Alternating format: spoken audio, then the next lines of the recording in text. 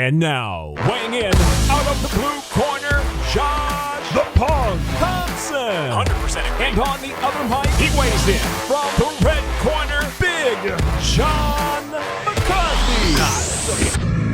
Well, before we say anything about the Weighing In podcast, we have all got to get together and wish the real Punk a very happy birthday. It is Josh Thompson's birthday. Happy birthday to you. That's it. That's all you're getting, dude. That's all I need. That was funny. My ears were already shaking a little bit there, buddy. I'm sorry. Hey, guys, I want to thank you guys. Dave put out a nice little thing on the Weighing In show today, or maybe it was Gian, because Gian's more considerate. But, yeah, either way, it was good stuff. It was good. I appreciate it, guys.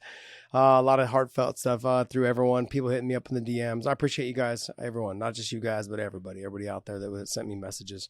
Thank you very much. And yeah, another year older, still feel the same. I feel no older than 12 years old. That's the way it is, John. That's why we get along. I thought you were 21 now. You get to legally drink this time. Yes, it is. Yes, finally. Gosh, I've been doing it for the last 20 years now, drinking illegally. Oh, it didn't matter. It wasn't legal. Now it is. Congratulations. Thank you. I can stop telling people that I'm 45 because I'm now officially 45. You are not, you lying son. What the hell is wrong with you? I honestly don't know how old I am. I think someone said 43. Okay. You're 43. So I thought I was 44 today. So I woke up thinking I was 44. I got a bunch of texts. I gained a bunch of people sent me say, "Hey, happy birthday, happy 43rd." I'm like, I think I'm 44 today. Maybe they're wrong. I don't know where they saw it, but whatever. Your math skills are amazing. Even your own birthday, you can't. I never claimed I had good math skills. I never claimed to have good ones. Oh man. Well, hey, before we get started, make sure you guys go to our YouTube channel, hit the subscribe button, and also go to our Clips channel and hit the subscribe button there as well. Look, guys, I say this stuff every week, so I'm not going to burden you down every single show, but hit that subscribe button, hit the thumbs up, and thank you guys for following us. I appreciate it, and thank you for all the wishes, the birthday wishes today as well. Hey, let's roll right into this, man. We've got a lot to talk about in terms of the UFC. This is a big card this weekend. Everyone's pumped for it. I'm happy that all the fights seem like they're going through. The Dan Hooker one, I think, is still on hold, right? Correct? A little bit? Dan Hooker one is on hold still, but it's not Dan Hooker's fault. Now it is. Yeah. Nasrat Haqparast, he can't get his visa either. Do they not have them on the card? Oh, there they are. I see them there. Yeah, they are. They're on the card I still. See them there. They were further down than I thought. I thought they'd be right below Nick and Robbie. No, they are. They're down there, but it's like that fight is destined for something to make sure that it doesn't happen. But hey, I look at it this way though: if that fight doesn't happen, that could be a main event on another card. Honestly, I would like to see that fight. Period. So if they want to make that a co-main on another card and they want to make it a main event on a fight night or something, I'd tune in. Hell yeah, that's gonna be a fucking barn burner of a fight. Yeah. So, all right, well, let's get into it. Do you want to start at the top, or do you want to work your way a little bit from the middle to the bottom to the top? How do you want to do this? I say we just go main card right now, unless there's something on the prelims. Is there anything on the prelims that catches your eye? Yeah, Dan Hooker and Nasrat. That's the prelims. But you don't even know that was going to happen. That still want to talk about it? How do you not have happen? How do you have a fight like that and not talk about it? Even if it's not going to happen, I want to talk about it because eventually it's going to happen. Hopefully down the road somewhere. True. If they can't get it together on this one, maybe they just bump it to the next card. Somebody get booted off of the next card. Hey, this is a good fight. Look, Dan Hooker is coming off what? 3? Is it 3 losses? Can you click on down there? Two in a row. It's right? 2 for sure, but I might be Dustin and okay, so just 2. Sorry. Yeah, I know he was on a run for a while until he ran into Dustin, and then he ran into Chandler. Overall, though, I wonder how much of this effect with the COVID situation. You know, he has to going through this whole visa thing, showing up probably the day before weigh-ins. He cuts a lot of weight. How is he going to be affected by that? I want to remind people that when you fly, you retain water. Yep. For him to land and make the weight, knowing that he cuts a ton of weight, it's not going to be a good weight cut for him. But neither guy is in a position to make weight. So if the UFC is smart, it doesn't matter. They're both 155-pound fighters when they're normal. This is not a championship fight. So just make it a contracted weight. Yeah. Let them go at 170. If you want to say it's a welterweight fight, or if you want to say 165, whatever, it doesn't matter. Yeah, I don't know if you heard, but I think they just bumped Nick and Robbie to 185. They did. Oh, really? Yeah, they just bumped that fight to 185. Yep. So it's no longer at 170; it's at 185, which is brilliant. Both guys are older. What's the point? We're not Doesn't fighting for matter. the title. Like, I know you're good. You know I'm good. You know we're about the same size. Fuck it. It just reminds me of like when I was first started fighting. We would just show up at gyms. Like, and who was I having this conversation with? You look like you're about this guy's size, and you look like you're about that guy's size. But this was before the internet, so people have to understand that. I lived in Coeur d'Alene, which is like up in North Idaho, but there was gyms in Spokane, there was gyms in Seattle, Tacoma, there was gyms in Missoula, Montana, gyms in Utah, gyms in Boise. Well, they would all call up the local MMA gyms, so they knew that there was other gyms. They just call and say, hey, because there was no internet. Hey, there's no social media. Hey, we're having a show at our place. Here's our address. And that was back then when you would print the MapQuest up and you would try and drive there and find your damn way there. You know what I mean? And that's kind of how it went. So you show up at this venue, not knowing if you had a fight. They're like, oh yeah, so-and-so's gym is coming. So-and-so's gym is coming. And you guys would all just show up and like, hey, okay, you're kind of my weight. You're kind of my weight. Let's weigh in, see where we're at. And you would fight guys. I mean, several of my fights, I had fought guys that Trevor Prangley had fought. Because I had saw Trevor mop the floor with them. And I was like, all right, he's not that good. He's 200 pounds. I'm 165, 170. I was like, oh, I got this. So I would fight him, and that's just how you matched up. You're like, okay, look, I know I'm better than him on the ground. I know I can take him down. I know he's got heavy hands. But you just weighed the options. Okay, do I want to get paid $300 or not? Or do I want to go home empty handed? Because it cost you about $150 to get there. Yeah, to get there, to stay in a hotel. I remember there was times we fought in Missoula, Montana. And there was a river out there, so we just brought our camping stuff. It's called A River Runs Through It. There's a movie. Yeah, that was so dumb. John, I like you for a lot of things, but your jokes is not one of them. Come on. It was true. Oh, jeez. So we would camp out by the river, on sleeping bags, really no tents, and we would just camp out there, and then we'd fight the next day, and we'd stay the night again, and we'd bounce out because it was free. So it's funny to think that. So now when these fighters have to go through this stuff, right? It's like, hey, what's the point? Let's just say you're 170, 172, I'm 174. This is where we weigh in originally. No difference. Yeah. As long as you're close to the same size, you can both weigh in at the same thing. There's no reason for guys to, especially Dan Hooker and Haqparast, there's no reason for them to lose weight at all. Let them fight. Let them pick the weight that they're, whichever guy's the lightest. Okay, you got to get to that weight. Big deal. Do it. Yep. But I agree. First, we have to have the U.S. government give a visa to Nazareth, so I hope they do.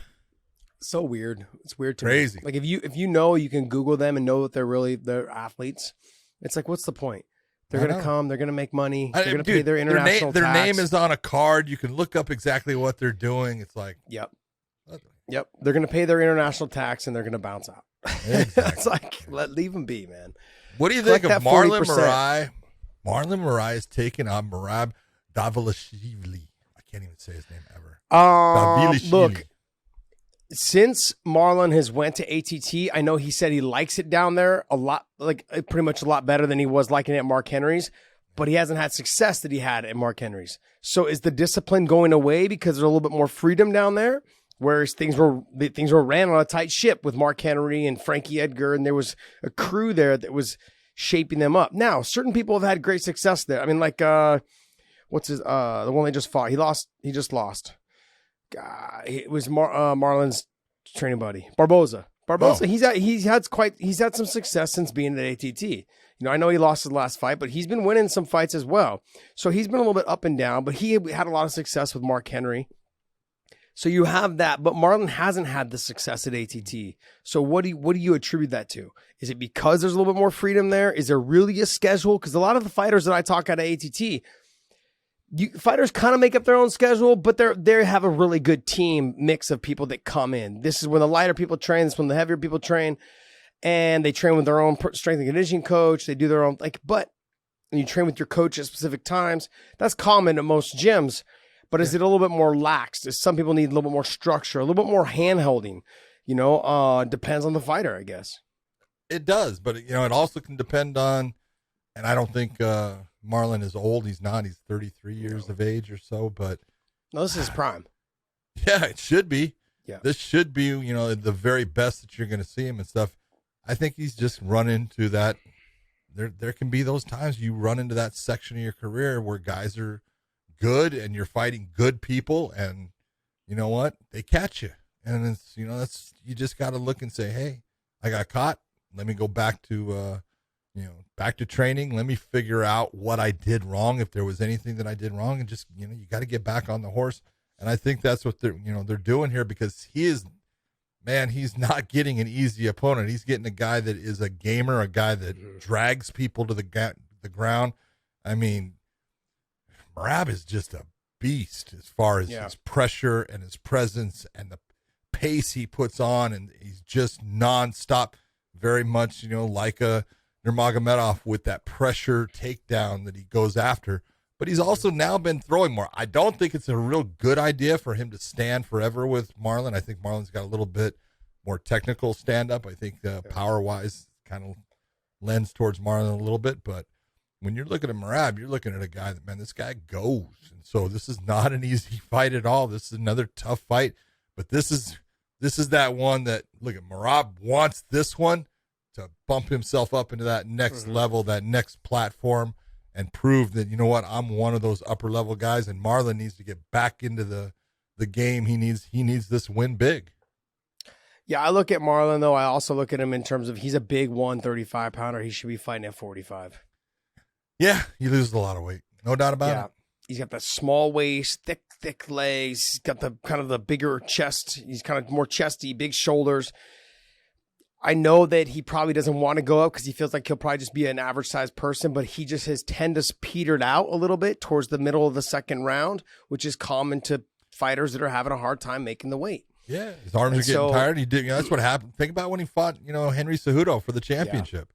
Yeah. He was lighting Henry up in the first round, and then look at what happened. Yeah. So a lot of that came off of, the energy wasn't there. He burned trying to get rid of Henry, couldn't do it. And then it's like, and now you got problems because the lactic acid is in the arms. The legs don't move real well. You can't get your way out of the problems. So you might be right.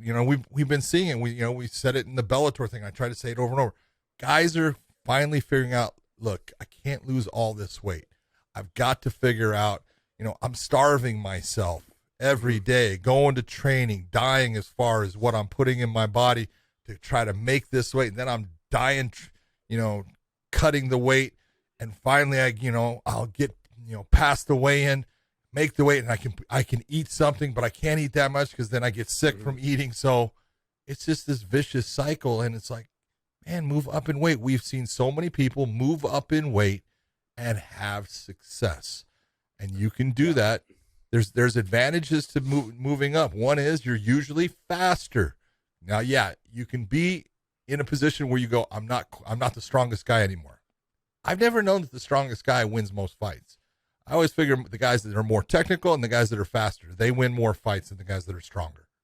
True. Yeah, I think a lot of people are going to take, what they do is they take what Khabib has done, right? And they've said well, he cuts a ton of weight. Yeah, I look at it in a bunch of different ways when I look at the Khabib situation. There's a couple things. Okay, one, he never drinks. Can most of these other fighters say that? That's one. Two is he was born at altitude. Beyond altitude. I believe his village is at 6,000 or 7,000 feet.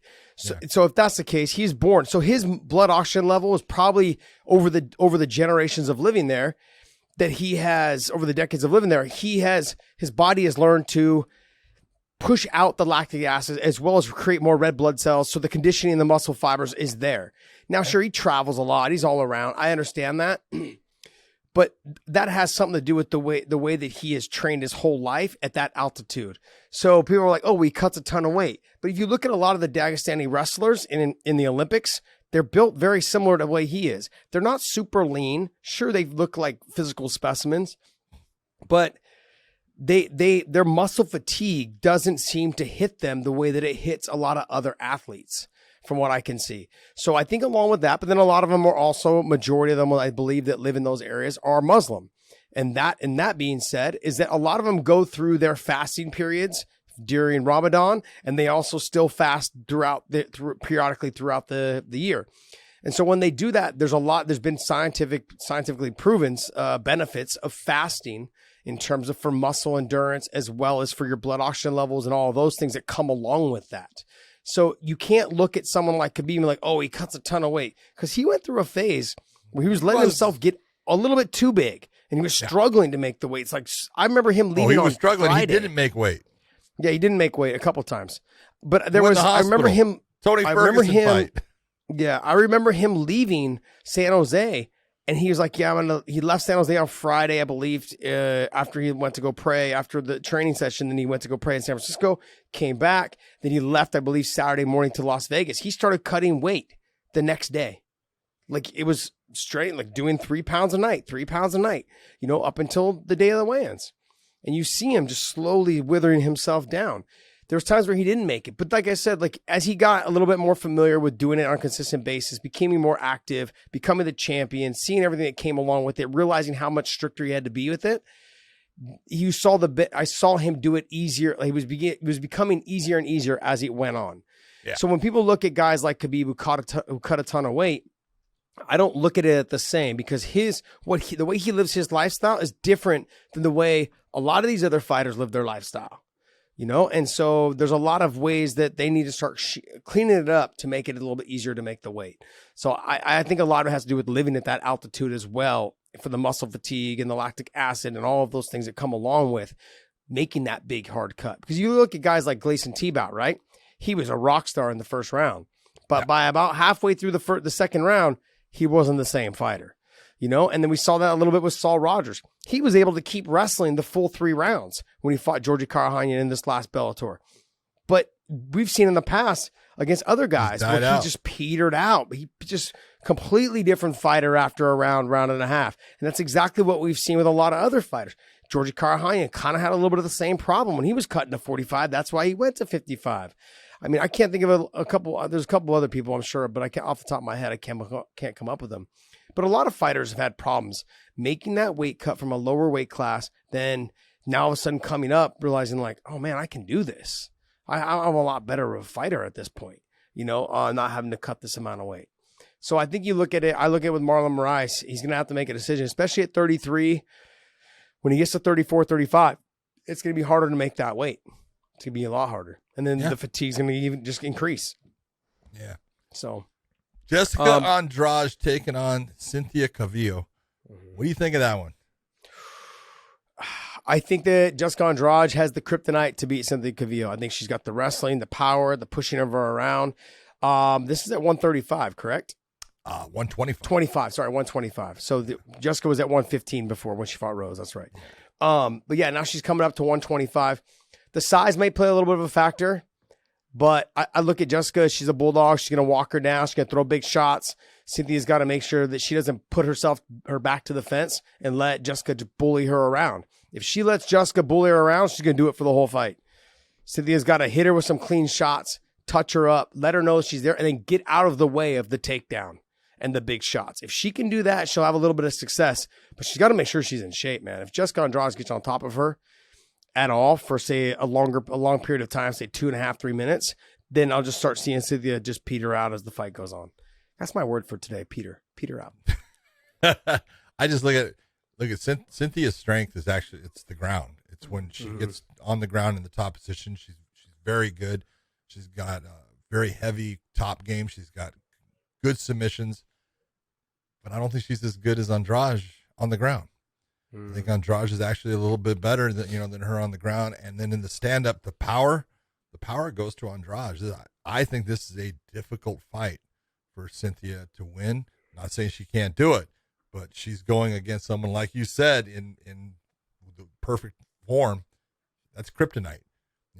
If you're looking at style wise, the person that's going to give you problems in a fight, for Cynthia, it's Jessica Andrade. So this is a tough one for her, in my opinion. If she can get this win, that will say a lot. And there's a lot of experience going towards Jessica Andrade in this fight comparatively also. So I don't know. I just look at it. It's a good matchup. And, man, I give Cynthia credit for taking that matchup. But she got her work cut out for her in this one. I think she's looking at it more like, hey, this is a chance for me to get to a title shot. I beat her because Jessica Andrade just fought for the title, didn't go her way. Nope. If I beat her, she's been one of the top dogs at 115, and now she also was considered one of the top dogs at 125. If I get a win over her, this stamps me kind of right in that 1, 2, 3, 4 mix kind of position. Who the hell wants a title shot in the 125 division? Fuck, I have no idea. I wouldn't wish that. I wouldn't wish that shit on anybody. Man, I'm telling you, you look and you go, can someone please beat Valentina so I don't have to be the person that goes in there and fights against her? She's good, man. You know, here's the thing, and look, in no way am I trying to compare the two 125-pounders from Bellator and the UFC, but I would still like to just see that fight because that would actually it would just be a fun fight. It would be a fun. It's an interesting fight because I don't know. I feel like Valentina, she's got cleaner, crisper striking. Yep. She's got I don't want to say better really wrestling. Good ground game. She's got better wrestling, but she doesn't have better judo. No, I don't know how that's going to translate. But then on the ground, I don't know. I haven't seen enough of Juliana Velasquez on the ground, even though she's supposed to be a good ground person. It's like everyone keeps talking. I'm like, her first fight in Bellator, she pulled off a beautiful armbar submission. Mm-hmm. You know, it's the only time I've ever seen her on the ground. She just doesn't go down there. She wants to stand up and fight. So, yeah, I understand. And she's relatively young too in the sport. What is she? 12-0, 13, 12 or 13-0. She's undefeated. She's tough. You know, she reminds me a little bit of Valentina Shevchenko when she was younger. Kind of that, a little bit of that, like walk you down, just touch you up. Like the output was a little bit more with Valentina because she had a little bit more cleaner, I'd say, with the kicks and the combinations together, coming from such a outstanding background in kickboxing. But I don't know, it just for me, it does interest me. That style of fight interests me a lot. You know. In no way am I saying that Juliana would beat her. I'm not saying that. She would I'm definitely just simply saying, it would make, like, it does interest me though. It's one of those fights that, like, it kind of makes you go, I wonder, you know, like I wonder, you know. So, what other fights out here? Curtis Blaze and Jairzinho. Well, I'll tell you, to me, this is, you go back in time to styles make fights as far as grappler versus striker. That's what you have here. Let's just be honest. If Curtis Blades takes Jairzinho down, there's not much he's going to do down there.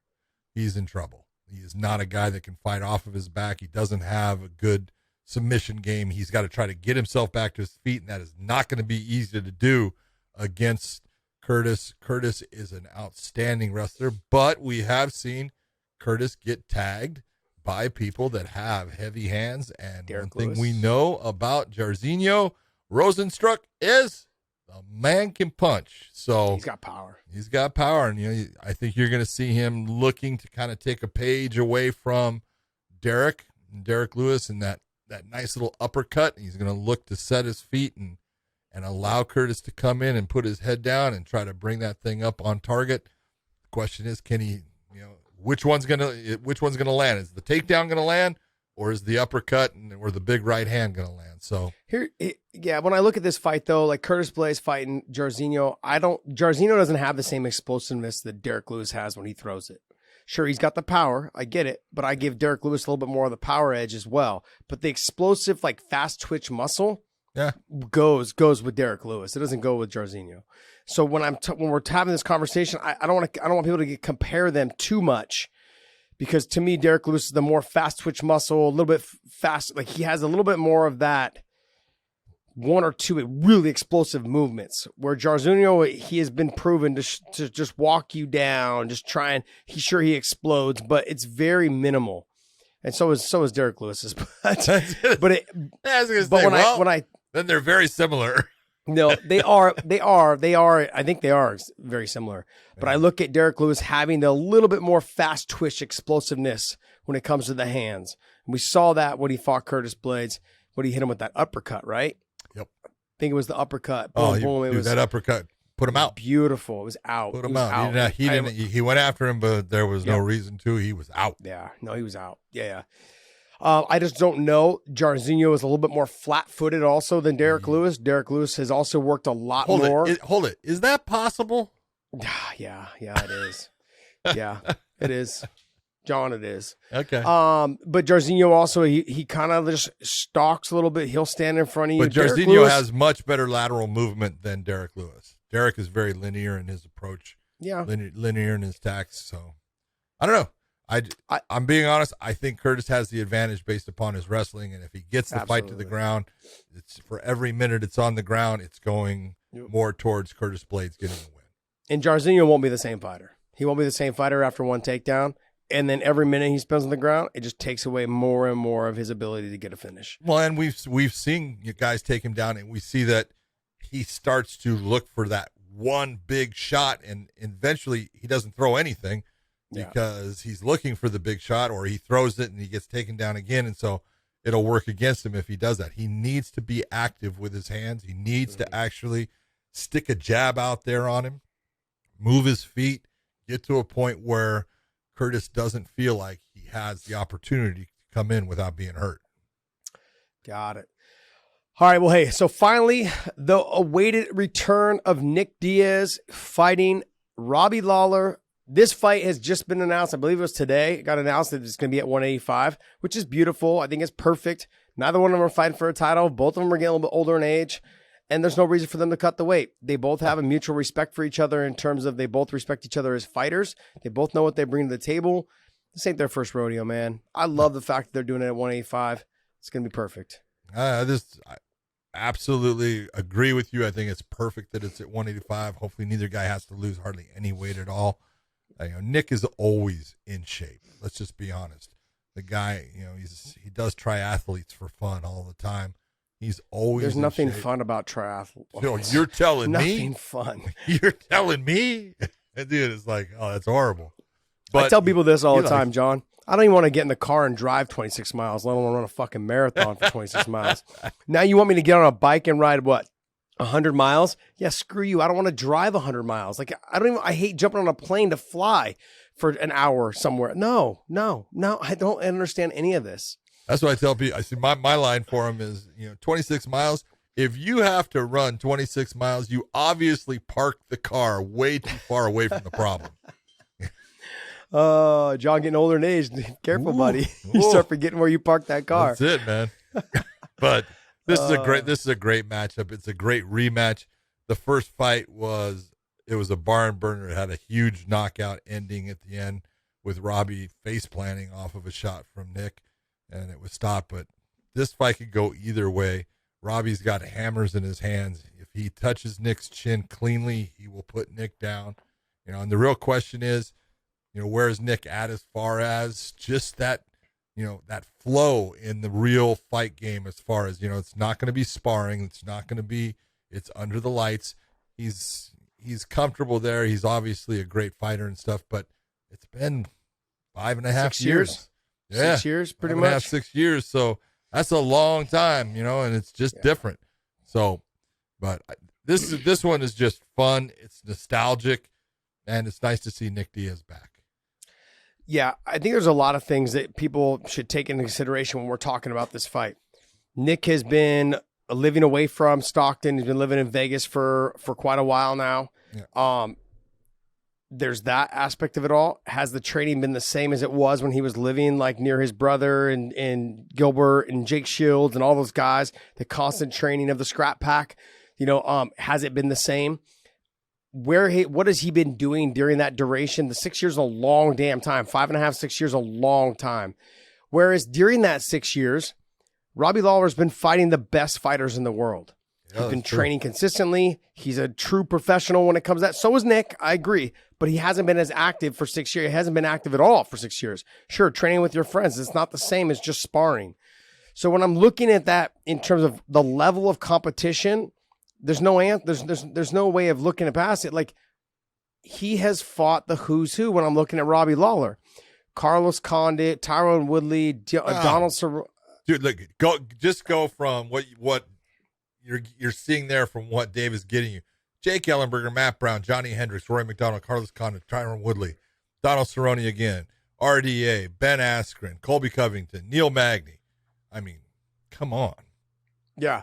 Not one easy fight. No, there's not one easy fight. And Robbie he hasn't looked the same. He's been kind of, ever since he lost to T Wood, he hasn't really looked the same. But I also want people to remember, when you've been when he was the champion for a while, he's been doing this for a long time. You need to find those certain people that motivate you to fight. And the UFC sometimes, I speak from experience on this, they don't they sometimes just don't give a shit when you tell them, hey, I need this person to motivate me to fight that person. I'll give you an example. I fought Benson Henderson, and after that fight, I kept asking for Donald Cerrone because I wanted the Donald Cerrone fight. I was like, because I knew they weren't going to give me Pettis because I wanted that fight as well. But not just because he was champion, I just knew stylistically it was a fun fight and it motivated me. I wanted the Donald Cerrone. They were like, no. They kept telling me no. Kept telling me. I was like, that's the fight that everyone wants to see. That's the fight that wakes me up and motivates me. It never happened. They never offered me one time for that fight. This fight, I feel like with Robbie Lawler, it's a get back fight for him. It's a little bit of that redemption, but it also has that nostalgia of the sport itself because it's Nick Diaz.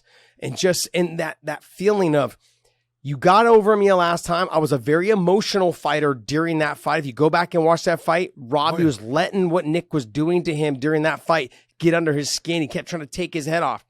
I don't think Robbie's going to be that guy this fight. Robbie's like, I've already done all this. I'm just going to stay calm, composed, try to touch you and piece you up, just try to move and roll with my punches.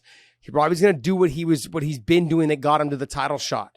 I think that the motivation to train for this, though, as he said in one of his interviews that I was watching, he's like, I know Nick's going to come in shape. I know he's going to have a lot of output. He's like, I'm ready. I will be ready for this fight. This is a fight that got me up and got me motivated. That says a lot when I hear a veteran say that. Yes, says everything. Says everything. And you got to figure, Robbie's 39 years of age. Nick is 38. Mm-hmm. So that, as far as looking at where they're at and stuff, yes, you're exactly right. Robbie has been fighting the last, 5.5, 6 years and fighting a murderer's row as far as just, he doesn't get an easy fight. Mm-mm. So I think, that could be the difference, man. And it could be the difference of, I don't think Nick will be emotional at all, but there will be butterflies. Man, trust me, it's walking back out there. The butterflies are going to be there, and he's going to want to perform. He's going to want to show people, hey, I can still do this, and I can do it at that level that I left at. So we're going to see. It's going to be fun. Well, the one thing people need to remember about Nick, though, is Nick doesn't like to fight. No, he's not one of those like, oh, he's pumped up. He's just fucking really good at it. And he'll tell you himself. He's like, I don't really like to fight. I don't like all the stuff that comes along with it. I don't like the interviews. The stuff that goes with it. He hates I don't like the anxiety of it all. He's like, he hates all this stuff, but he's like, I'm good at it. So I got to keep going, And so, I'm very pumped to see this fight. Cause I said, for me, there's a lot of that nostalgia that comes along with the old school days. And these guys, Robbie and I got signed at the same event when we fought in that the Shogun event in Hawaii. Robbie got signed. Robbie fought a little bit before me when we had the shows. Aaron Riley. Aaron Riley. Yep. Yeah. I mean, no, that was the fight that Robbie entered the UFC on. Yes. Yeah. I remember that fight. Yep. Yeah. And then after that, he fought Tiki was next, right? It was Robbie. No, he fought Steve Berger on the Steve Berger. Okay, there you go. 37.5. Damn sports show, period. Yep, 37.5. 37.5. I was supposed to be on that card. Yeah. Yep, that's how Yves Edwards got into the UFC. Is I had to pull out. I was supposed to fight João Perini. Shit, that's how old I am. Jeez. Jeez. Happy birthday to my old ass. Jeez. Oh man. All right, what the next fight? Next fight's championship fight. It is the lady that we are talking about that makes us both go, yeah, I don't think I'll take that fight. Yeah. The Bullet, Valentina Shevchenko. So Lauren Murphy, I love her. She's a sweetheart of a person. She came from that grappling background. She likes, standing on the feet. She was in the tough series and stuff and didn't do as well as, she would have liked to. And she was picked as one of the top, ladies in that one, but she's worked her way back. She's gotten a lot of wins, and this is what you get for getting those wins is you get a shot at the Bullet. And it's look, you got to be honest, man. Lauren Murphy, she has a good ground game. She's just, the big difference that I see in this fight is speed.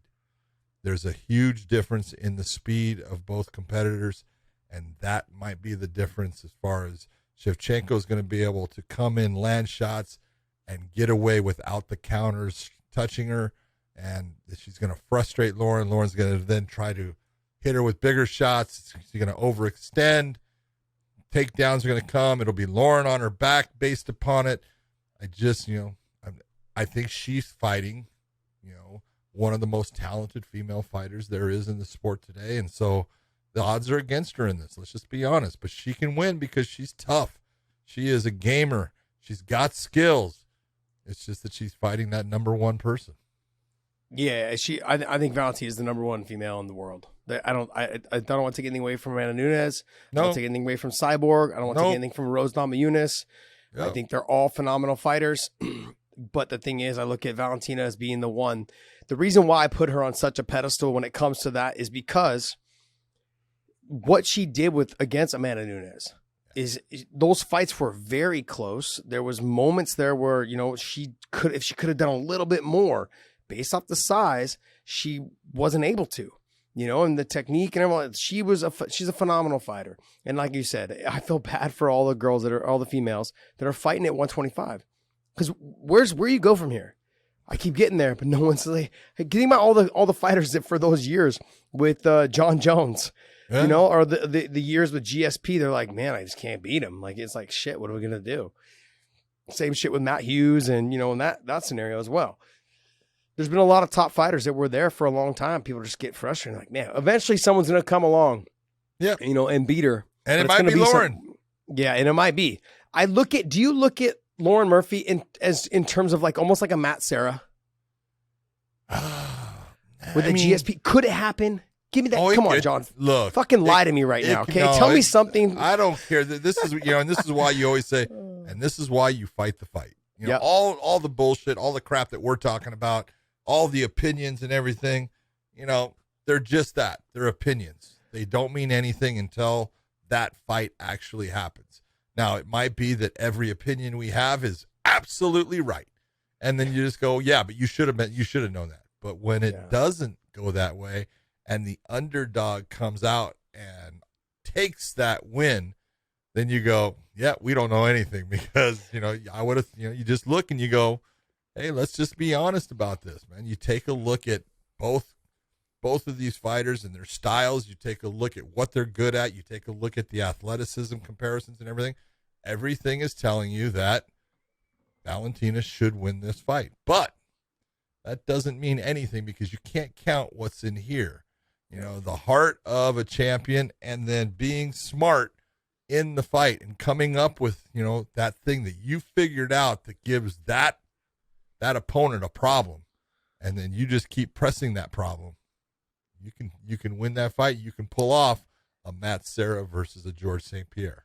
Well, yeah, I mean, like just last weekend, a couple days ago, the big tuna, the big fucking tuna, name, man. The big tuna, man. I put my foot in my mouth. I was like, I just didn't see how he was going to beat Christian Edwards. I thought maybe if he got on top, was able to make him carry the weight, do some ground and pound, maybe jump to a submission. I thought that. Never in a million years did I think that he was going to knock him out. Never. Yeah. I would never have thought that. When he came in and did the fighter meetings and he said he had faster hands, I was like, But I wouldn't say that so much they were faster, but they were just on point. No, they were accurate.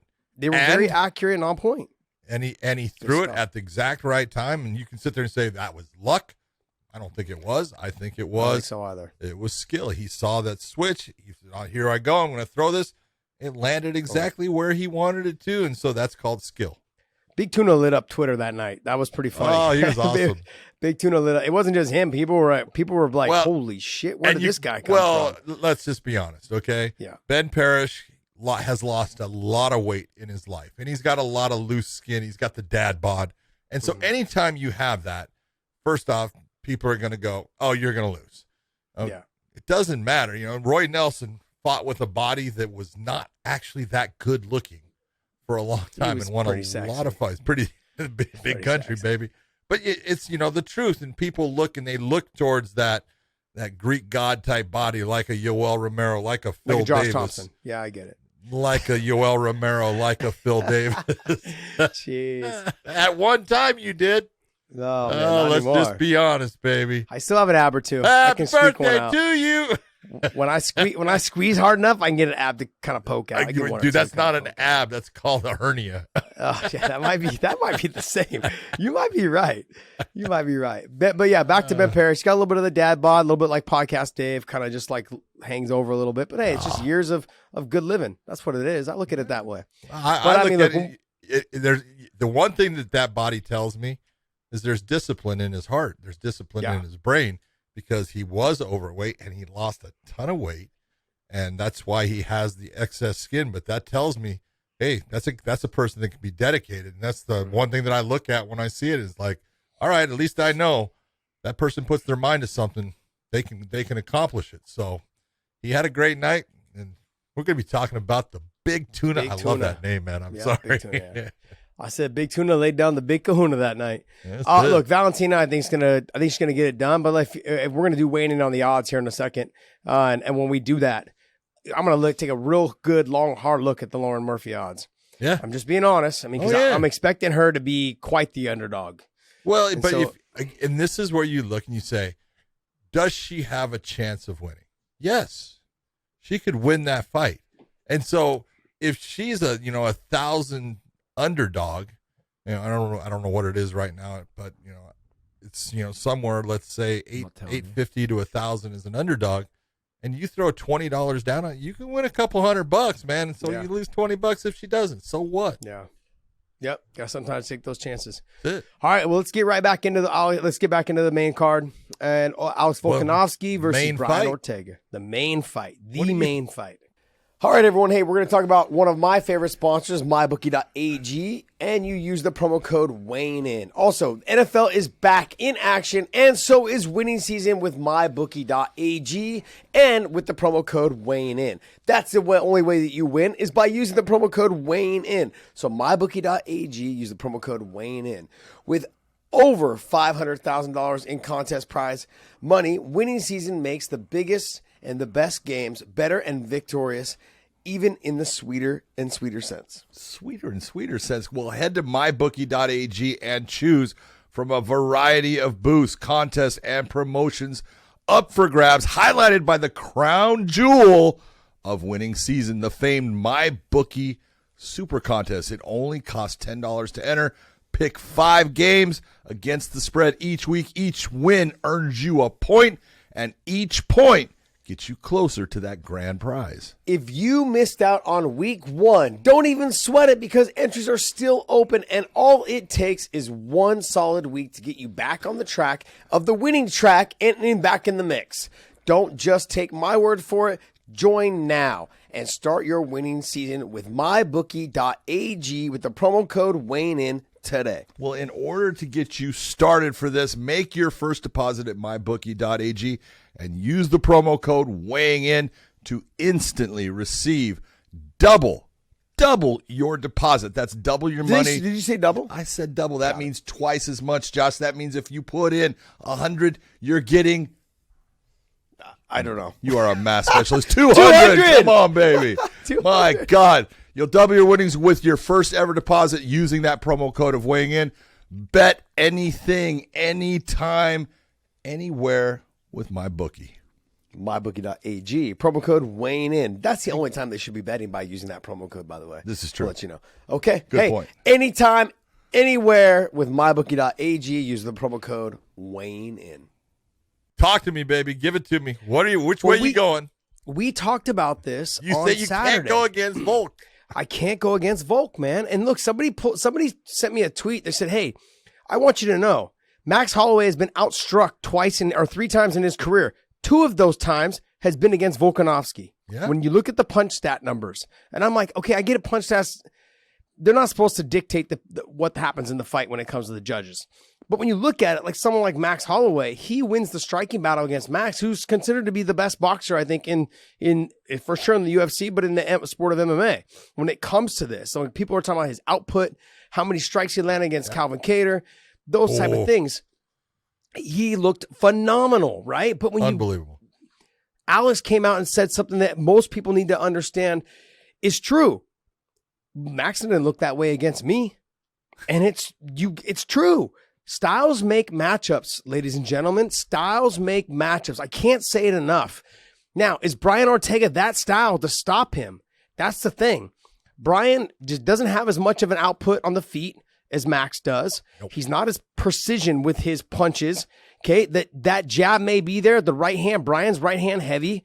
Brian will mix it up a little bit, as we saw with Korean Zombie with the elbows and all the other stuff. I get that. But Volk will take him down. A lot more. Yeah, but Volk will take him down. Will Volk take him down and be able to weather the submission and the jiu-jitsus?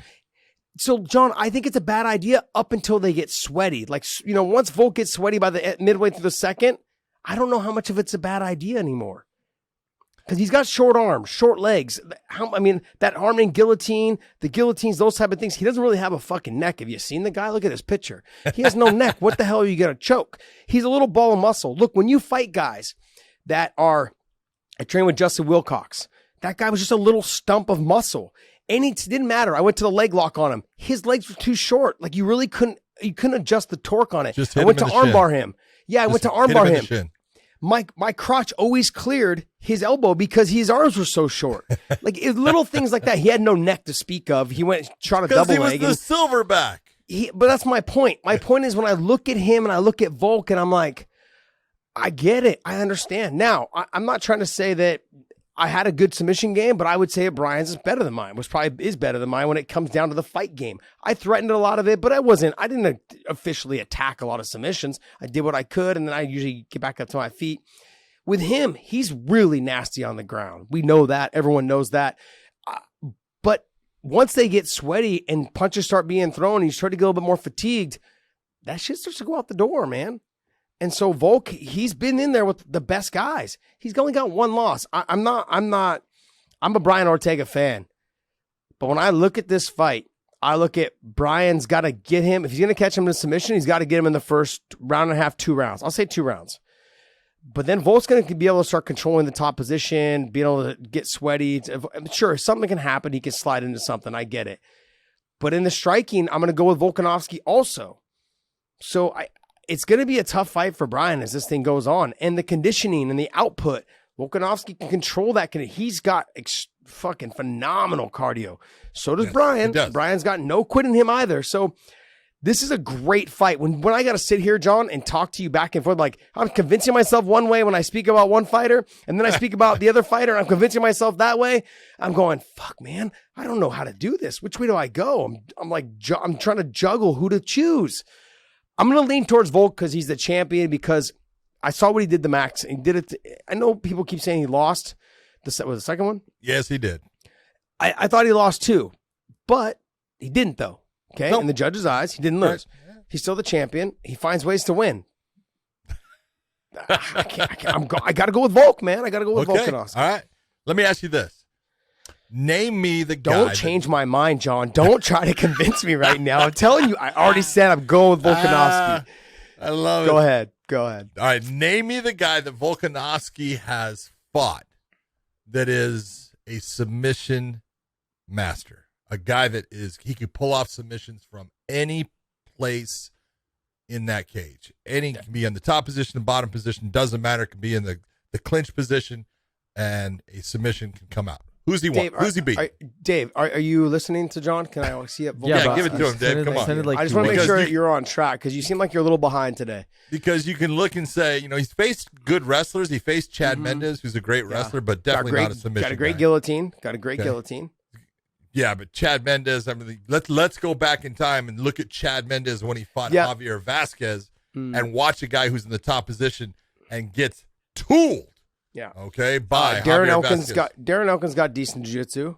Yeah, but Scrapper. Okay, I love Darren Elkins. Gamer, but slow. Yeah. All right, very, very, tough as hell. Hirota, he's got good submissions. Had good submissions. Okay, I'm giving you. That's the guy that I'm going to say. That's the best one. And he's just not that level of fighter. He's a good submission guy, but he doesn't. The rest of the game's not there. Max has really good submissions as well. We just don't see him because he's so damn good on the feet. That's not his game. I get it, and but he's good though. But here's the problem, and this is where people. The one thing that Brian, has done, is he stayed with Henner Gracie. That's been his guy as his coach and stuff. Look, Henner is a freak about figuring out positions and where you can catch someone and what you can do from those positions. Now, the one thing that Brian is not, he's not that jiu-jitsu guy that has gone to a bunch of, competitions and proved himself, as a great jiu-jitsu guy in a gi. But he is good in a gi, but he's really good without the gi. Yeah. And he understands where the hand placements are and where the hooks are to hold on and how to make someone move in the direction that you want them to move so you can catch them. Look, he was called T-City for a reason. He would force guys into making the mistake of falling into a position where he was, all of a sudden his legs were moving and he's getting that triangle, and he would do that triangle armbar attack and switch it back and forth and just basically chess match a guy into being 3 moves behind, and they were done. Okay, so what's T-City have to do with that? Triangle City? Triangle Is that City. what it is? Yeah. Okay, just wanted to make sure. T-City is Triangle City. Okay. Because all day, all night Triangle City. But that's the one thing that Volkanovski has not really faced in his professional career. Is that guy that has a stand-up game, that can stand with you and bang for a while. I'm not saying that I think Volkanovski has more power overall. I think he is the heavier puncher. I think he's the guy that will bring the game a little bit. But the length of Brian Ortega is going to still give Volkanovski problem. He has got to come in and take chances in coming inside against Brian Ortega to land his shots. And so the length of Brian Ortega is going to give him problems. The jab of Brian Ortega is going to give him problems. And if Volkanovski starts going for takedowns, I think he's making a huge mistake as far as, especially if it's early in the fight, like you're saying, he's got to wait. And you got to wait until second round, halfway through it or so before you're even thinking about it. Because I want him starting to be slippery, and you got to know, okay, I got enough sweat on me. I think I can pull out of something. And maybe he can pull out, but you can be sweaty as hell. And if someone catches it deep on they can catch it and they're going to have you. Yeah. So Brian's got that ability. Yeah, we're going to see if Volkanovski's pull-out game is strong. Yep. That's for sure. Exactly what you're going to see. That's what we're going to see. That's what you're going to see. It's going to be a great fight. Like I said, when you're trying to weigh the matchup. options on how this fight's going to go down, it really is a pick-em. Like, hey, this person can win this, and this way. This person can win this, and this way. But that doesn't mean that they can't win the other ways as well. No, that's true.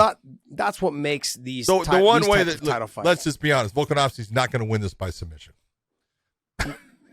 Watch. Okay. Watch. Just being honest. You put your foot in your I mouth. know, exactly. I said, watch. But, I guess what I would be more concerned about is if Brian Ortega starts shooting. Because then that's a sense of like a little bit of desperation. Yeah. Like I'd see the punching to the takedown, but if he just starts shooting to shoot because he's getting hit with some clean shots. Not his style. I don't think he will. It's not his style. And I don't think he has the wrestling to actually take, Volkanovski down in a shoot for the leg, style. But he is big though. Brian's big, man. When I did the fight companion with him, he's fucking tall, long, and lanky. I said it again, guys. Had to bring it in. I had to bring it in, yeah. It's like diarrhea of the mouth when it comes out. It just happens. All right.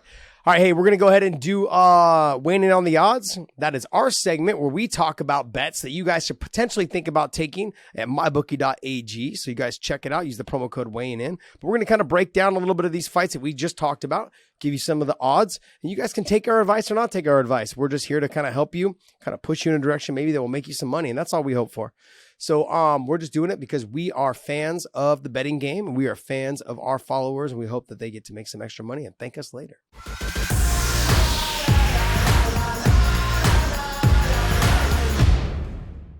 All right, so let's talk about the main event. Brian Ortega is a plus 140, Volkanovski minus 170. The over is minus 135, and the under is plus 105. Yeah. Like we said, it's kind of a pick 'em. It isn't a pick 'em. It's a. What do you think? Oh, I can put $100 down on Brian Ortega and get 140 back, but I have to put 170 on Volkanovski to get 100. Yeah, I got to almost put double the amount of money on to get my money back. Guess which guy I'm going with? Anytime you have, you're a little biased. I'm not being biased. I'm being honest as far as.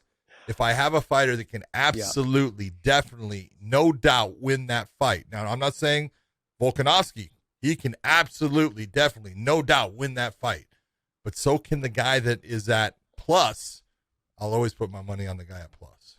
Gotcha. Gotcha. Minus 135 for the over of 4.5. Yeah, see, and I look and I go, man, it really, you look at this fight and you look at the skill levels. It's so hard to get rid of a good fighter. It's so hard. They've got to make a mistake, and that can happen in this. But I think, I hate going to the under, but I think I would go with the over. You go with the over? Yeah. Yeah, I guess for me, like if it does get finished, it'll be Brian with the submission. Yep. And that's the hardest part. And especially as the fight goes on, the conditioning starts to be a factor, and the sweat plays a factor, and blood potentially. It starts to get harder and harder to get those submissions. So, Lauren Murphy, she is a plus 875. Ooh, I was close. I said 850 to 1,000. Look at that. And Shevchenko is a minus 1450. Oh. So you will get somebody out there. Somebody who's going to sit there and they're going to put down like $30,000 to win 1,000. Shevchenko saying, "Oh, it's a sure thing." It's not a sure thing. No. This is the one I say you have someone at plus 875. I'll put $50 down. I'm going to win $400. Yeah, if she wins, I'm going to be a happy camper. And if I lose $50, I'm like, oh well. There goes a dinner with the wife. Yeah, I would probably do the under at 2.5 for Shevchenko. Minus 115. Just do it. Put a couple $100 down. Collect a little couple $100 more. Call it good. Yeah, I think it's gonna be minus under 2.5 though. It's gonna be under 2.5 rounds. I think Shevchenko gets her out of there. And I would maybe even go the other way. Maybe bet, like you said, $50 to $100 on Lauren Murphy, just in case. The 875. Just to back it up. Yeah, just in case. Back it up. All right, let's go to Nick Diaz and Robbie Lawler. Ooh. Nick Diaz is minus 120. Robbie Lawler minus 110. Telling you it's an even fight. Yeah, it is. It is an even fight. It is. But it's if I was going to pick somebody, 2.5. If I was going to pick somebody, I would go with Robbie just because of the activity over the years. Over these most recent years, he's fought the who's who. He's been the champion. He has never really stopped training. He still comes in and trains with the guys that he really cares about. Logan Storley and all the other guys. You cannot look at what happened in the past. It's too long ago. No. They're both different. That's not part of the whole thing. But you look and the way they have the odds, I'm just going to say it. The over at 2.5 is 235 because I think it's going to go the 3 rounds. You think so? Yeah. Yeah, I could see that. Hopefully it's just a bar murder for the 3 rounds. What other fight on here you want to talk about? Jairzinho and Blades, or you want to talk about Cynthia Calvillo and Andrade? Nah, the one I really wanted you look at the odds on it is Merab against Marlon Moraes. Yeah. Minus 265. Jeez. For Davalishvili. I can't even say his name ever. Davalishvili. Merab. He's awesome. Tough dude. And, at minus 265 plus 205 for Marlon Moraes, that's telling you which way both guys' careers right now are going. But Marlon could win that. Marlon could definitely win that fight. And so at plus 205, again, not a bad bet. Yeah, I would probably take the Marlon bet as well. Yep. But I'm stupid, though. Nah, man, this is what you got to do when you're looking at underdogs. Can that underdog win that fight? Is that reasonable to say, yes, this guy can definitely, or this lady can definitely win this fight? If you can say, yes, they can definitely win it, it's one that you put your money there. Got it. All right, guys. Well, hey, that's weighing in on the odds for mybookie.ag. Make sure you guys use that promo code weighing in. They give you a little extra spending cash on these bets here. There's also the NFL is available, so check it out as well with the new games every weekend. So you guys can use our promo code weighing in for a little extra bonus money. All right, let's get into. We're going to talk a little bit about the one. I'm sorry, but I completely forgot this card was this weekend, John. Oh, ONE FC, yeah. Yeah, with ONE FC. But there are some fights on here that I am intrigued by, especially one of the guys that I trained with for a couple of years is Buchecha, Marcus Almeida. He is phenomenal. He's making his debut as an MMA fight. He's fighting Anderson Silva, not the Anderson Silva that we all know, a different Anderson Silva. No, but he's fighting an Anderson Silva that is a very good kickboxer. That Anderson Silva has had a lot of kickboxing fights. I've watched him fight before. His MMA record is very, as far as only a couple fights, like 3-1. Three. I was going to say 3 or 4 fights, but he is an accomplished kickboxer. But you're taking a look at, they're taking a striker and putting him against the grappler. Just how good do you think Buchecha's stand-up is, or his takedown ability is, so he can get the fight to where he's got all this skill? Okay, so his wrestling is not good. His striking is garbage. His wrestling is better than his striking, so that gives me a little bit of hope. Yeah, there you go. But and I don't know how much he's put work in terms of working against the fence and getting people down against the fence. Yeah. If he is smart, though, the way he likes, sometimes what he'll do is he'll punch. I would imagine he'll punch his way into a body lock type scenario. And once that happens, he's really good at getting the fight kind of to the ground once he gets to the body lock position. It's not a wrestling type style of takedown. He will like backstep you or scissor backstep you and try to sit you to your butt. He will try and like basically sag on the leg, how Damian Maia does. He'll elevate the single leg and kind of just hang on that half guard position. He'll hang until you eventually drop. He'll try and do things like that. You should expect him to just go ahead and just sit into a leg lock position as well, because he knows that once he gets there, that Anderson Silva ain't getting away. So he's phenomenal on the ground. I mean, there's not a lot of guys that I would say that will beat Buchecha on the ground. We've seen Gordon Ryan beat him. I've seen Roger Gracie beat him, but I've also seen him beat Roger Gracie. I've seen him mix it up with a bunch of other. Look, his ground game is phenomenal. It's phenomenal. When you look at guys like, who's the guy that looks like Frank Mir, the little one? The young guy? The one that just fought. Tom Who's the guy that just fought? Tom Aspinall.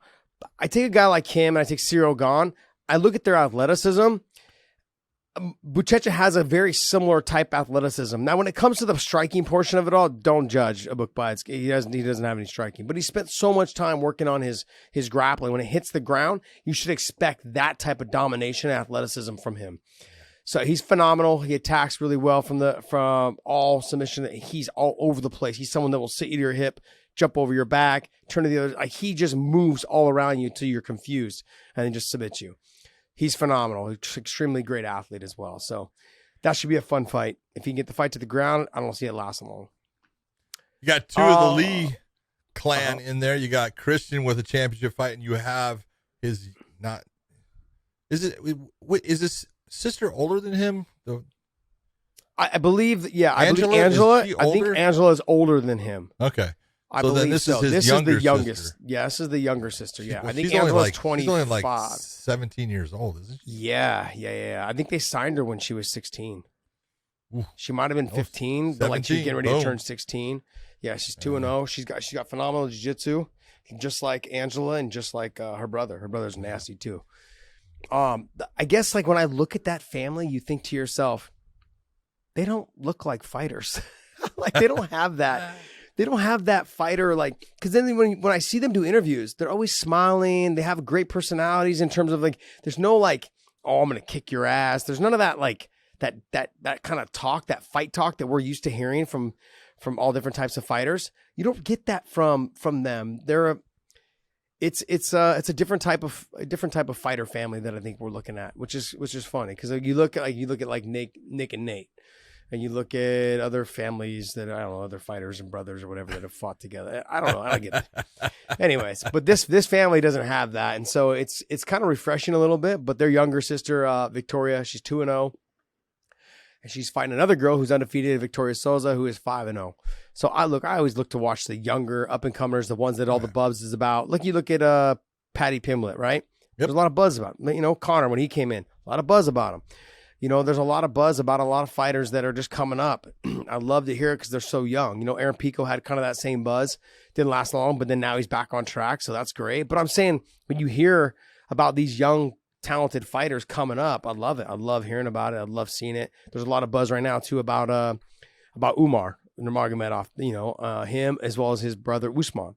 You know, so the two of them are, you know, they're extremely young as well. So there's a lot of buzz about some top fighters that I think people just keep an eye on. They do have a very cool a heavyweight fight with Amir Al-Kabari. That is, he's got some big wins. He's a fantastic wrestler going against Anatoly Malshkin, and that should actually be a very fun fight, a competitive fight. You know, Amir's got great, great grappling stuff. He was with Swick, I believe. Swick for a while, yeah. I think, didn't he fight in the Ryzen tournament? Yep. Did he lose to King Mo? Who did he did lose? I'm trying to remember who it was to. I might have been Mirko. Who did he lose to? He lost to Mirko. Yep. Yeah, Krokop. Yeah. Yeah, but he was definitely in that. But he actually got a win against Valentin Moldavsky in a split decision. That it was the size of Amir that wore down Moldavsky. Moldavsky was lighting him up on the feet and doing stuff, but then he would get a hold of him, and it was all Moldavsky trying to get up and away from him. And then, but he lost he won a split decision over Moldavsky. That's Moldavsky's only loss. Wow, interesting. But then you got Christian Lee. Let's just go to the top. Christian Lee putting his title on the line.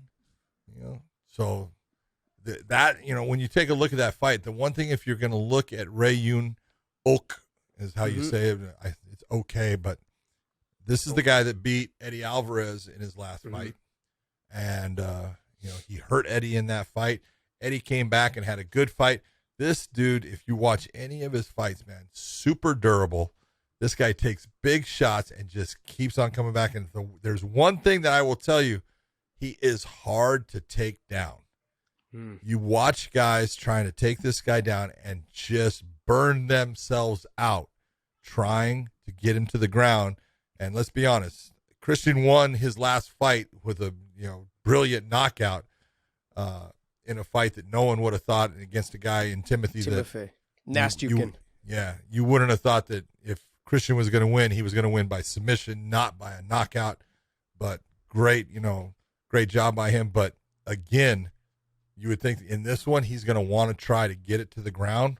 Overall, he's going to work his butt off getting it there. This guy is tough. Yeah, Timothy Nastyukin is the one that also knocked out Eddie Alvarez. Yep. So that was Eddie's debut fight and won. Yes. And I was calling Timothy's fights when I was working as a cage-side commentary for a while, and he exploded onto the scene. He was one of those guys that didn't have any fights that really went past past the first round.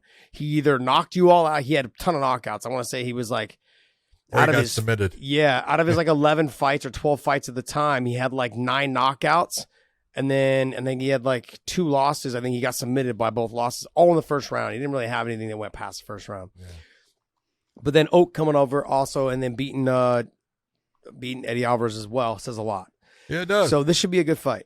Yeah, it should be fun. It's a quality championship fight. Christian is he's fun to watch, and he's young, and he's energetic, and he's got a great personality. I think one has a great champion in him. They obviously want to push him and keep him there, but they're giving him real competition because his opponent is the real deal. Tough dude. Yeah. Should be good, man. He's a scrapper. He's a gamer. Don't let the looks fool you. When you look at him, he's got that smile. He's kind of looks all prim and proper. He doesn't look like a fighter. He's 23 years old. He's 15-3. He's talented. He's talented all the way around. We saw that when he knocked out Timothy Nastyukin. Now let's see if he can get this fight done as well. So should be a fun fight. Should be. All right. Let's Dave. I think we're gonna jump to some news. Yeah. Let's jump into some news. Okay. So first piece we got Nasrat. So the whole Dan Hooker thing we talked about in the last show has now flipped onto Nasrat. Dan Hooker got his visa and Nasrat did not. It's like, man, these guys are getting some definite difficult times from the U.S. government. I don't understand, Josh. When you can look at this guy and you can see that he's fighting on a fight card, it's a professional fight card. It's a company like the UFC, which is the real deal, and he's on that fight. Come on, how much paperwork do you have to go through to figure out? I can let this guy in. No idea. Crazy. That's why I never understood. Remember, Khabib's father wasn't allowed to get paper. He wasn't allowed to come over several times. It's like it's his son. Yeah, like his son. He's main eventing fights that are like being talked about worldwide. Yeah. How difficult is it? Like, hey, can my dad get his visa? I don't fucking get it. Like, what's the problem? Anyways, I guess it's above my pay grade. The one thing that I really hope is if they do get this fight, if Nasrat does get his visa, I do hope that they don't make these guys cut to 155. There's no reason for it. They're going to both match them up at, 165, 170, 175, whatever it is. So they don't have to go through a weight cut because they're both going to be coming basically right off of a plane, having very little time to actually, cut weight and to do it in any fashion that's, if it can be healthy, to do it in a healthy way. So hopefully the UFC is smart enough to say, all right, we're gonna do this as a contracted weight. I don't want to see an A-level fight turn into a C-level fight because both fighters have to make weight coming off of a plane where you've already been known to carry water. Like you get on a plane, man, my ankles are swollen, my knees are swollen. First thing I do when I get to the hotels normally is I'll go for a run, try and sweat some of that out. Maybe sit in the sauna. As of obviously for COVID, we're not allowed to go to the sauna as for us. But I mean, I can go to the treadmill and run there, with a mask on. But all of that stuff, regardless, all of that stuff, like I want to see these guys come in.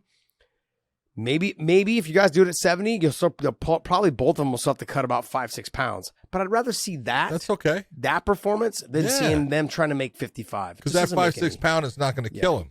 No. And they'll have energy, and you've got to fight that they're going to be at the weight that they normally would have been making the weight at 155 anyways. Yeah. So hopefully they do that.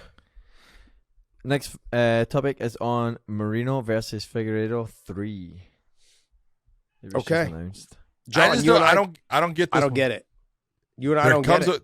There comes a point where you can look and say, why? All right. These guys had a fight when Figueiredo was the champion. It became a draw. And then they reschedule it, which I thought they should have based upon the draw. And you have Moreno win it convincingly. Yeah. Convincingly. Okay. You have other people in that flyweight division that they're competition for Brandon Moreno, and you got guys that have beaten him there. Mm-hmm. And so why are you bringing this fight back? That doesn't make sense. We've both agreed on this. We've talked about this a bunch of times. Look, if you have a person like a GSP, or if you have a person like Anderson Silva, whoever's been a champion for a long period of time, a Jose Aldo, and if you lose, and even if you lose convincingly, and that fighter wants to get it back right away, then I understand. Yep. Okay. But because like you said, sometimes they need that motivation. Like when BJ Penn lost to Frankie the first time and they gave him the automatic rematch, I was like, okay, I get it. First is BJ Penn. Two is BJ was the champion for about 4 or 5 fights, I think, at the time. It was like, okay, maybe he didn't get up for it. Maybe Frankie just didn't have that, because when BJ fought, it was Sean Shirk. No one could beat Sean Shirk. No one could beat Kenny Florin had the antidote because he was a good jiu-jitsu guy. It was all these other options that people were talking about. Maybe the motivation wasn't there. But then Frankie beat him the second time. Okay, you move on. This fight, I don't understand it. I don't get it. Like we talked about with the Weili Zhang and Rose Namajunas fight. I don't get it. She wasn't the champion for like 5 fights or 6 fights. She was a champion for one fight. She defended it one time. And that was I'm like, why are you giving? She got knocked out. It wasn't like it was a close first fight. Round. In the first, that's what I'm like, you shouldn't be giving her a rematch right away. And so this same thing, he got finished, done. Yeah. Fight's over. Like move on. And so, let him fight somebody else once or twice somewhere else. And if he gets convincing wins, which he probably will, he'll be back. Then bring him back. Exactly. This is not a fight. Like I like Brandon Moreno, so I'm going to probably I love watch. Brandon Moreno. The kid is awesome. Yeah. He's an awesome person. He's a junkyard dog as a fighter. And I don't know. He's fun. He's fun. Yeah. He's just the personality's fun. I've seen him some memes going around to him, kind of like hanging out with the ladies next to the cage, just doing this. It's pretty funny. He's hilarious. All right, next, Dave. Next story comes from boxing, and it's Canelo and Caleb Plant, and they had a press conference, and then they squared off, and Canelo pushed him first, and then he slapped Canelo, and it just kind of broke out from there. Yeah, but did he really slap him? Play that thing. I think he missed. He did. Let's see. There's a closer one right here. Go ahead. Play that sucker. Watch the head movement on Canelo. Watch when Plant comes up. Canelo pushes him. He does. He's the one that instigates it. But when Plant comes back, nothing but air. Jimmy Lennon Jr. up there. All of a sudden he's like, what? Yeah, he missed. Never got touched. Never close. Which tells you what is going to happen in the fight. Same shit. Thank you very much. Ladies and Same gentlemen, shit. we are only here to give you who is going to win. Yeah. Canelo's going to light Plant up. Yeah, that wasn't even close. Then he hit him with a fucking 2-piece and a soda. No, it was. It just. No. Hey, Canelo. Like that's what I don't understand about fighters. Look, if I'm all down for building up the fight. Then Canelo's on his Twitter says, "Don't talk about my mom." Fighters, like, what are you guys doing? At the end of the day, really? Come on, man. Talking about people's mothers? I don't know. It just was. Maybe I'm cut from a different cloth. I wasn't into the shit talking game. I probably should have been a little bit more, but I mean, I would have never talked about someone's mother or their kids or their wife. Like those things are like completely off limits. Anything you want about the Yeah. person you're fighting. Yeah. Go ahead. You can say, dude, you're the worst. You're a coward. You've done this. Whatever it is, whatever you want to say, go ahead. All right. Don't get into the family. Don't get into the religion. It's like, what are you doing? Just talk about their coaches, their corners, their talk gym about their sucks, the people teammates, they their train gym, with, exactly. their teammates, whatever. Like, I was It's all kind of great. liking what Tony Ferguson was doing with Khabib when he would call him tiramisu. Like, it just like, like all that stuff. I thought, I was like, hey, at least she's keeping it kind of professional. Yeah, you know what I mean? he Like, kept it there. yeah. Hey, cross I the guess we're gonna find out how this all thing goes down this weekend, though. It's gonna be a good fight. Gonna Next be What fun. else you got, Dave? That was story. November 6th. That's Oh, it not is this November weekend. 6th. Sorry, that not that this was weekend. November 6th. Yeah, that's fine. No. Right. Next story. Leon Edwards says that he thinks the UFC is trying to get him beat. No shit. Sorry. Leon, did it take you this long to realize that? Leon, you are a genius. I love you, dude. You're a great fighter, but of course Brilliant. they are. Brilliant. Jeez. As I would tell my son, sharp as a marble. Jeez. And yeah, of course they're trying to get you beat. Right now, there's that position that they believe that you are not the guy that's going to be selling tickets, putting butts in the seats, putting eyeballs on the screen. They gave you the opportunity with Nate. It was a good fight that you had all up until that, one shot, and then you were hanging on, and that did not help in their ability to sell you. So they're going to want to put you in a couple of more fights, or that you perform well. But yeah, they're definitely not. They're not looking to put you in that championship fight. Yeah. John, here's the problem. Like, because John Fitch went through the same thing. He was winning. Yeah. Before John had lost to GSP, he had actually more finishes than he had decisions. So people called him boring, but he actually had finishes. Yeah. If you go back and look at his record, he had finishes. After he lost to GSP, he started getting boring. There was a little bit of that bitter taste in his mouth of how the UFC handled him with the likeness and the bobblehead bullshit and the cards, all that stuff that happened, that likeness contract. All of that shit happened. In this scenario, he don't want to deal with this, man. Like, you got to just go out there, win. Don't just stay out of the media, stay out of the press, man. It ain't getting done. So yeah, they're trying to get you beat, or they're trying to give you fights that will bring more notoriety to you. Okay, exactly. They have talked about the Masvidal fight. Yeah. And he said no. And it's like, are you crazy? Yeah. That's a fight you should take. It's gonna bring eyeballs to you. You can perform well. That's what you need. Yeah. I don't care if it's the championship or not. There's those fights that, you know what? That's gonna help you, even though you are ranked above him. It's just gonna put another little click. It's like putting that check mark or that little notch on your pistol. I mean, I think that's a great fight for him. There's money fights, man. You just had the Nate Diaz fight. I don't know what you made for that fight, but it should have been considered like a money fight for you. The same thing goes for the George Masvidal fight. Take that fight. What are you doing? He's coming off of a loss, too. If you can fight someone coming off, I know it doesn't sound like, I don't want to fight someone coming off a loss because I have 8 fights in a row or I've 1 or 7 or whatever it is. No, he's got more than that. Yeah, but the point is, though, is that, look, his confidence, Masvidal's confidence is in the same before. If you're going to fight somebody that you're trying to get to the title shot, this is your opportunity to beat that guy. Yeah. Like, because his mindset is not the same. He knows now he can be knocked out. Whereas before, I don't think George ever realized he could be knocked out. I don't think he ever thought he could. Yeah, he's like, he'd never been put in that type of scenario, especially the way that he lost. Yeah. That's going through his mind. So if you're going to take a fight with him, bro, this is the time to take it with him. So yeah, you're kind of putting your foot in your mouth a little bit with the media. Stay out of the media, man. Just take the fight, get the win, move on. Because you've beaten Nate. Sure, people are going to talk about the last minute, but the rest of the fight you dominated.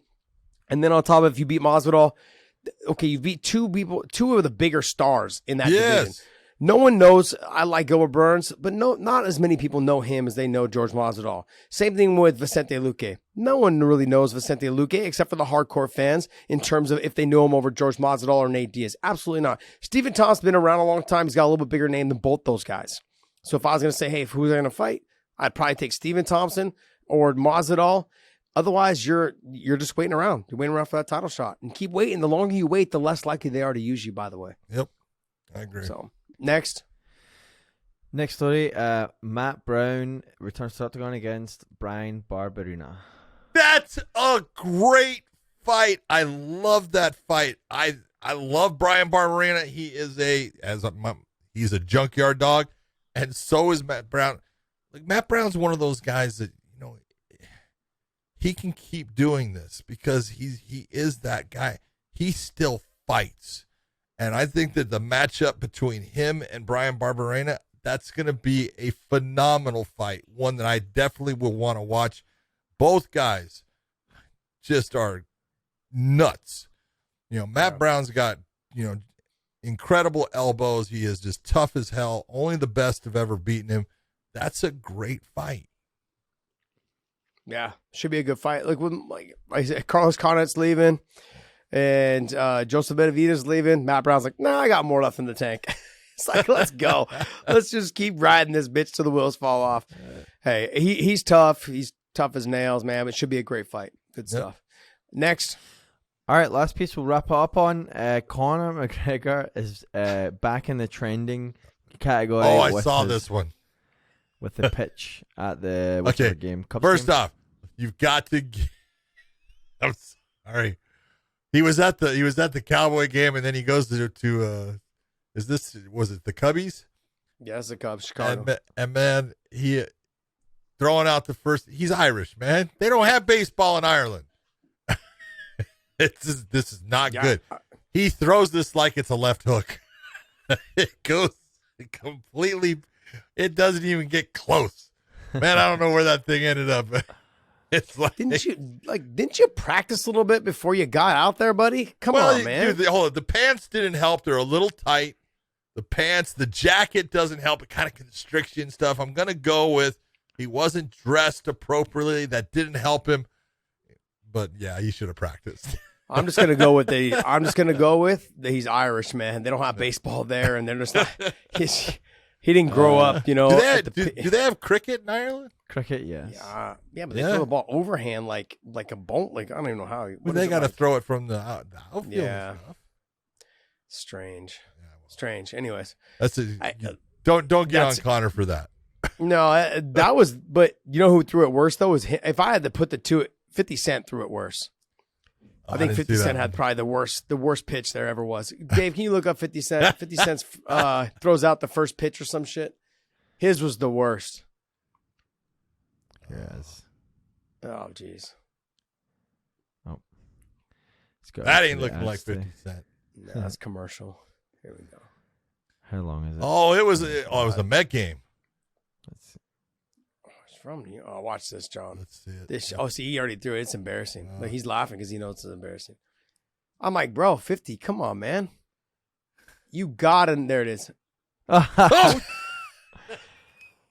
I get, and they're both left-handed, but I guess Conor's went to the right, whereas 50's at least just came out of his hand. Crossed the center. Yeah, that thing went. The plate was here, and that thing went off at a 45 degree. Yeah, it was funny, man. Oh, that's awesome. I remember them talking about that on the sports channels the next day for probably 2 days of it. Almost like the camera guy. He almost killed that poor camera guy. The guy was more than 10 feet away from the plate, and he almost hit that guy. More than 10 feet. He was 25 feet to the side. Jeez. That was great. Incredible. All right, guys. Well, hey, we're going to wrap this show up. It's our midweek show, so make sure you guys hit that subscribe button down below. Also, hit the link that's in our main YouTube channel. That'll take you to our Clips channel. Hit the subscribe button there as well. Hit the thumbs up. You guys keep leaving your comments. We love it. You guys are helping with our algorithms and posting up our shows. Also, go to ProWrestlingTees.com/WayneIn. Use the promo code ANDSTILL. Pick up any of our shirts that are available, that we have available for you in all different colors. We've got our original logo shirt up there, as well as you saw Scott Coker wear at the weigh-ins for Bellator last Friday. That was awesome. And we have our logo that we use now, as well as the Karate Kid, the Terminator, and Home Alone shirts that are up there. So check them all out, pick one up, and if you guys post a picture of yourself wearing it after you buy it, we will retweet it. Home Alone. Not Home Alone. Sorry, Home Improvement. Home Improvement. Home Improvement. We should do a Home Alone one, though. We should do a Home Alone. Kind of like Home That would Alone. be good. We can do a Home You guys- Alone. you We'll guys make look like we'll the make bandits. Dave. We'll be the bandits. I like that. Love it. That would be fun. All right. Well, hey, hopefully you guys enjoyed it. And John, take us away. I just want to tell everyone out there, keep watching all this MMA action that is coming up. There's going to be some great fights on Saturday. So if you're out there, thank you for listening, and we will see you